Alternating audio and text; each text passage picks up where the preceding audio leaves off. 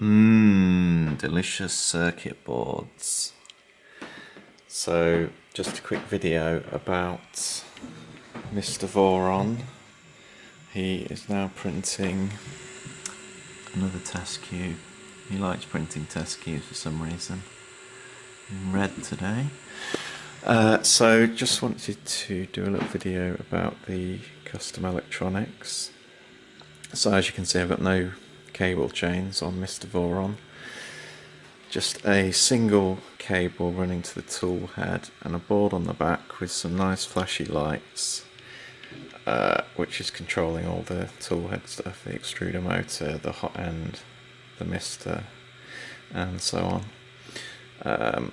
So the red light flashing is the heater, blue light is the USB, green is just power. And then this USB cable, which is carrying the data, two data lines and 24 volts and ground, goes over here to this mess of wires.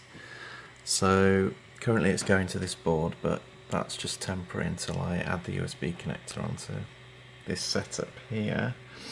So I've got the other 6 motors on the left, as you can see, and I've got this board which is sitting on top of the Raspberry Pi, which has got the Z end stop, the bed, the mister and the bed heater control, and a screen can plug in there as well, in theory.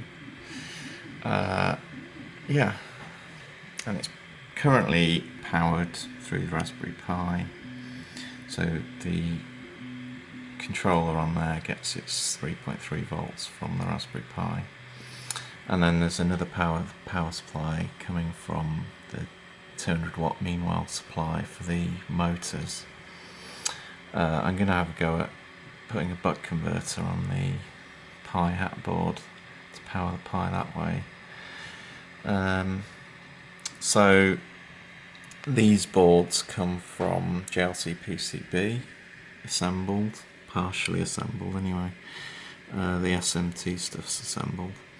So that's the Pi hat as it comes from JLC PCB.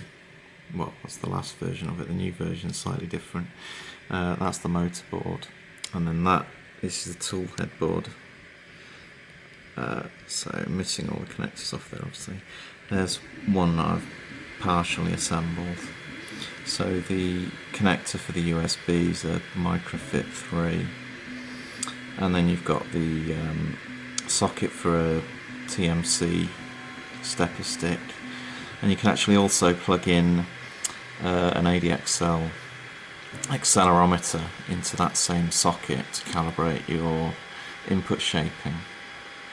And then at the bottom there's a connector there for an end stop board, which I've got here, which has got 2 A3144 Hall effect switches on it.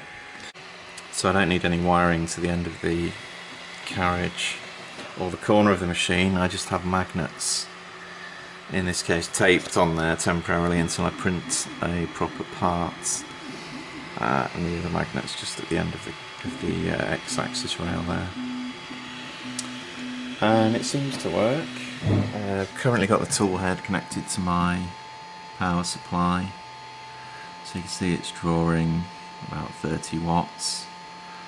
That cable is rated at 2.4 amps supposedly, so it seems alright. It goes up to about 50 watts when it's initially heating up the tool head, which is about 2 amps, 24 volts, so that's fine. So yeah, that's the current state of affairs. This is the first idea, which was to have a simple dumb breakout board on the tool head, and then that connector that would sit on the frame, so you could just run a couple of ribbon cables down the extrusions down to this board, which would have the 7 motors on it and a ribbon cable connector at the top there. But I've decided to change my mind and go for a Pi hat solution instead, which is probably a bit neater, but it still needs a bit of work. But it is actually working, so that's good.